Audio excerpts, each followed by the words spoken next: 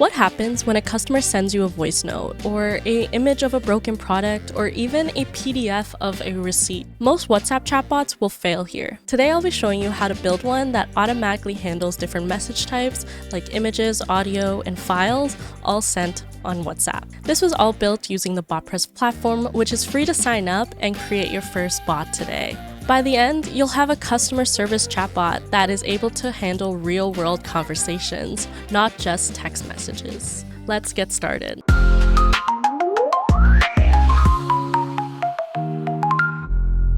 Here's what we're building today. I'm going to be messaging the bot through WhatsApp on my cell phone. This is a customer service bot that I built that is able to handle different details around a customer's order.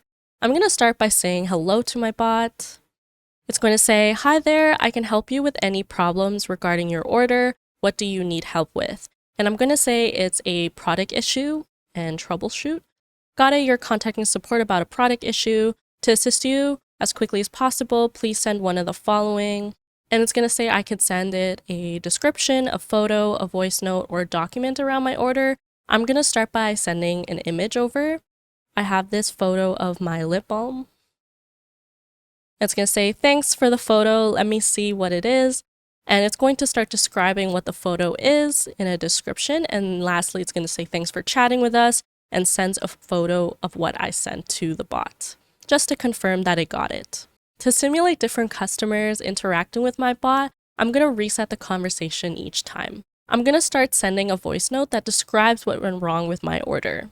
My product came back to me broken. Here we can see that it transcribed what I said, and it's also going to send me the audio file that I sent over. Again, I'm going to clear this conversation as though I'm going through my bot again. Now, the last thing I want to try out is sending a file to my chatbot. So I'm going to press the plus and go through document, and I have this fake sales receipt that I'm going to send over to the chatbot. It's going to ask me what the file is, and I'm just going to say it's a receipt. Then it tells me it's saved the file, and it's going to send me a link back of what I sent to the bot. Great, let's go build this. Now to start, I need to create a bot in Botpress. So when you first log in, you're going to be in a similar dashboard like I have right here, and you're going to press the Create Bot button on the right. Here we're going to go through the Botpress Studio. From here we want to first name our bot, so we can go into the bot settings on the left and indicate a name. I'm going to call it my customer service bot. From here, I want to clean out my workspace, so I'm just going to click and press delete on the different nodes except my start and end. These nodes basically indicate the start and end of our conversation with the bot. Then we'll add a new standard node by clicking and dragging a line out from the port of our start node and clicking the standard node in the drop-down menu. I'm going to name this node the greeter because we basically want to mainly greet the user when they start chatting to our bot. In this standard node, I'm going to add a card. So I'm going to click the Add Card button inside of the node, and we're going to use a text card. This card will basically send a text message to our user. Inside of this card, I can put a message that I want to send to the user. I'm going to say, "Hi there, I can help you with any problems with your order." Then we'll add another card called the single choice, which you can search on the search bar at the top. And this will basically allow the bot to pause and allow the user to select one of the options it provides. Inside of this, we're going to ask the user, "What do you need help with?" Now, the choices that we want to provide are the order status, any return or refund that the user wants to do, or any product issue that the user is wanting to talk about. Now, we want to store what the user selected into what we call variables. This is so we're able to use it later on in the conversation. To create variables, we're going to go to the Store Result In field and select the drop-down next to it. And inside of this, we can type the variable that we want to store the result in. I'm going to call this variable user intent. And now we created this variable, and you can go into our variable tabs on the left and see that the user intent variable we created is also listed there. And now the next card we want to add is another text card. And inside of this, we want to acknowledge the intent that the user had. So we're going to say, "Got it, you're contacting support about." Now we also want to add this variable that we saved and use that in our message back to the user. So in order to access variables and use it into our messages, we have to first do double curly brackets. And we'll see through the variable tab on the left that our variables are stored under scopes.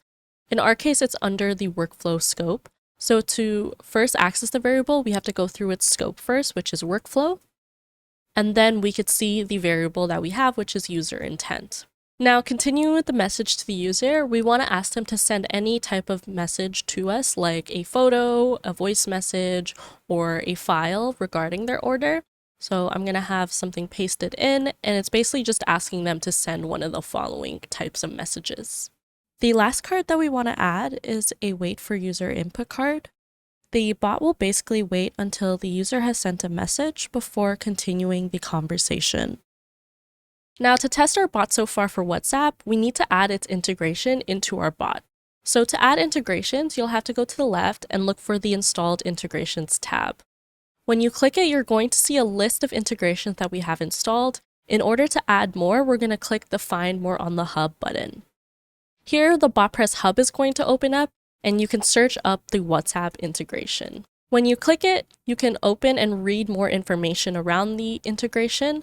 And then once you're done, you can press the Install Integration button. Once installed, you could see the Playground tab open up, and you can press this button that says Test Your Agent on WhatsApp.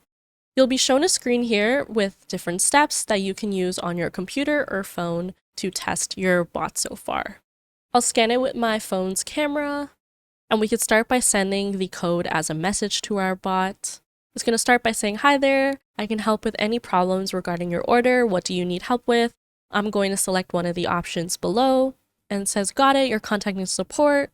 To assist you as quickly as possible, please send one of the following," and it shows the list of options we provided. Now that we tested it on WhatsApp, we can go back into the studio and continue building out our bot. Now from WhatsApp, when a user sends us a text, image, audio, or file, the way we access each type is going to be different. This allows us to handle the messages in our own way. More details around this will be also in our documentation, which you can find linked below in the description. So every message that comes in through WhatsApp is going to be going through a variable called event.payload. Once you understand how this object variable works, you're going to be able to handle any message the user sends. Added to this variable is a property that changes based on the type of message the user sends on WhatsApp. We want to transition based on the message the user sends, so we're going to add another card we call an expression card. An expression card will allow us to add a custom condition that will control the bot's decision-making in our conversations. In this expression card that we added, we want to transition if the message type that the user sent is a text message. We can start by adding a label into this card. This label will just be for us into understanding what this card will do. I'm just going to add the label if text message was sent. Now we want to add our own condition, so we're going to turn off generative AI. Because we're running our own JavaScript expression, we don't need generative AI to create this expression for us. So once we turn it off, we're able to add a value into this condition field. Inside, we're going to access the variable the message from WhatsApp is saved to, which is event.payload, and then add the type, which is text, while checking if this is not null. This means that a text message was sent to us. From here, if this condition is true, it will transition from the port next to it. So we're going to click and drag a line out to create another standard node. This standard node will handle what will happen if the user sent us a text message. I'm just going to rename this standard node to text. Inside of it, I'm going to add a text card, and I'm just going to send a message back to the user that says, "Thanks for the details." Then from here, I'm going to click and drag a line out to our end node. Now our bot can handle text messages from WhatsApp automatically. Now, what if the user sends us an image? I want our bot to be able to extract and describe what the image is. We'll again need to add another expression card in our greeter node. For efficiency, I can just right-click the expression card that I created earlier and press the copy card button. And then I can right-click the add card button and press paste card. Inside of the second expression card, I'm going to change the label. As well, for the condition, instead of text, to access where the image was stored, it's going to be under image URL. Now, if the condition is true and the message that was sent to us is an image, we're going to transition from this node into another standard node, which I'll call image. Inside of this, I want to add another text card. It's going to say, "Thanks for the photo, let me see what it is." Now, to allow our bot to also analyze what's happening in the image, we have to add what we call a vision agent. We can add agents into our bots by going to the left and looking for the tab that says Agents. Under Enabled Agents, you're going to see if the Vision agent is listed under. If it's not, you're going to click the Vision agent and you're going to toggle on the Enable Agent field. As well, make sure the Extract from Incoming Image field is also toggled on. We can also see underneath Exposed Variables this turn.visionagent.content variable that we're going to be using in order to get what the Vision agent extracted from the image.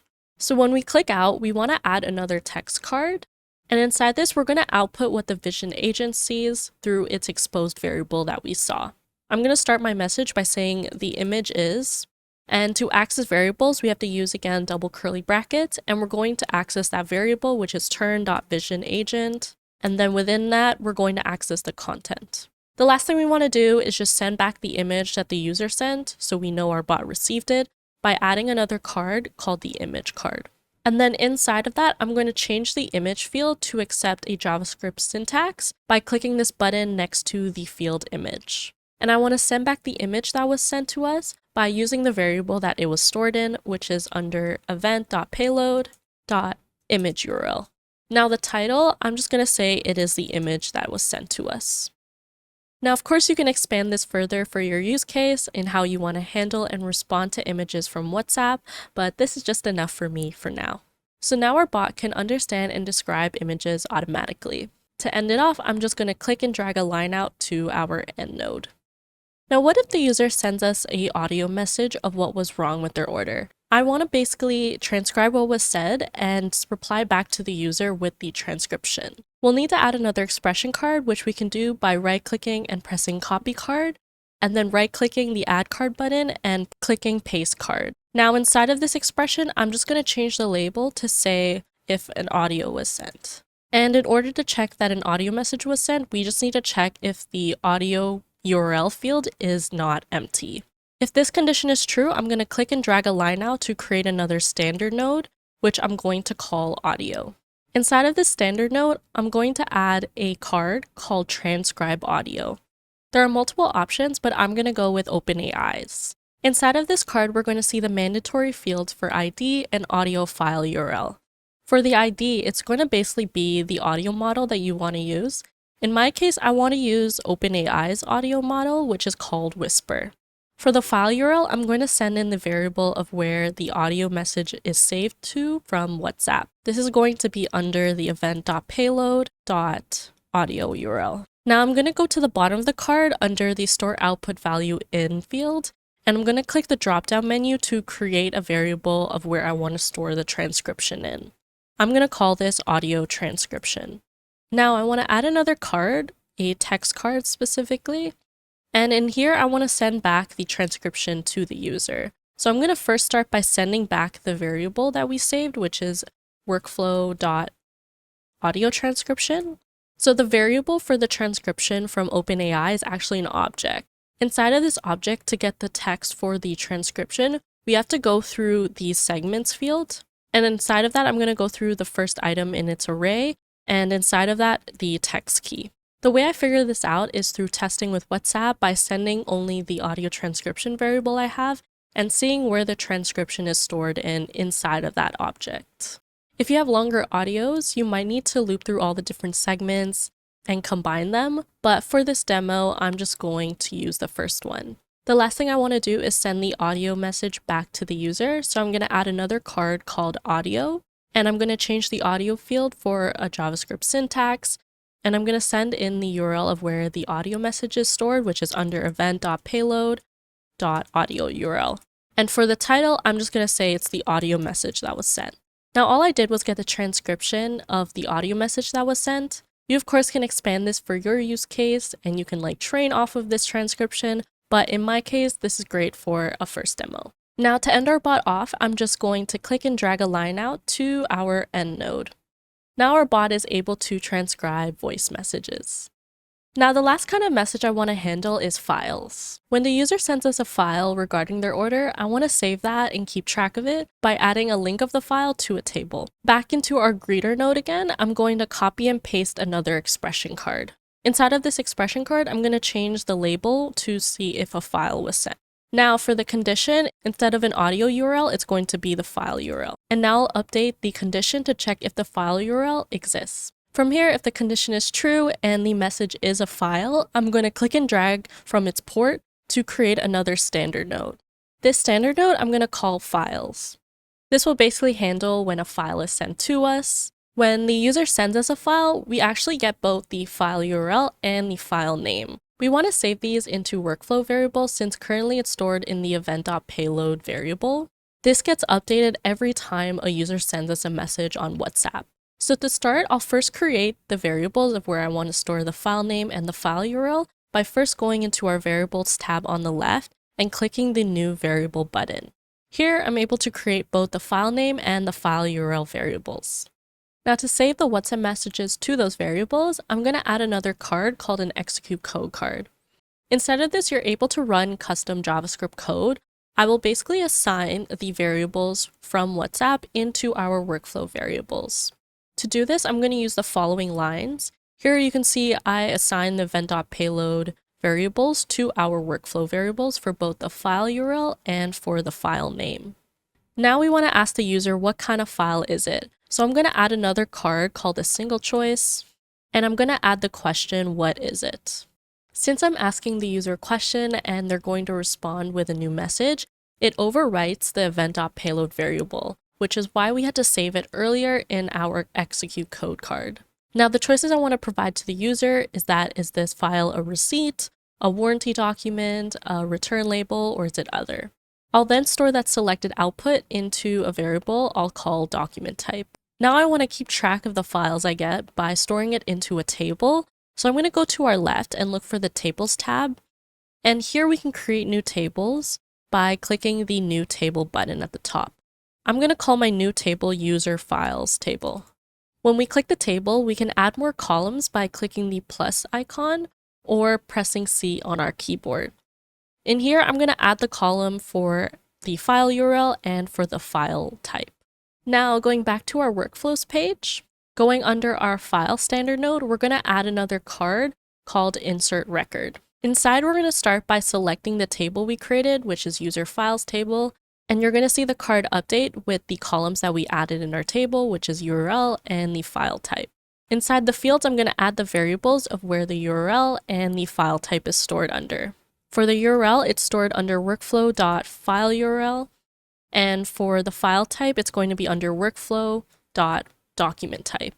The last thing I want to do is send the file back to the user in a similar way I was using it for the image and audio in kind of debugging and making sure the bot got what we sent. So to do this, I'm going to add another card, specifically a file card. I'm going to change it so that it accepts JavaScript syntax under the file field. And I'm going to send in the workflow.fileURL variable we have. And under title, I'm just going to say file sent.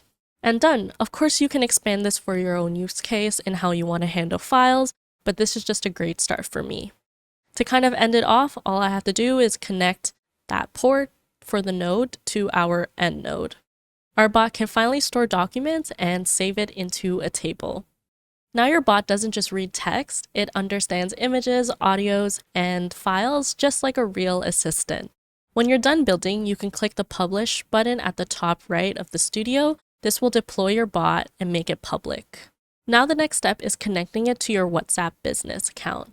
To do this, we're going to go to our left into our installed integrations, go down to WhatsApp. You're going to go into the configuration page and you're going to connect your Meta business account.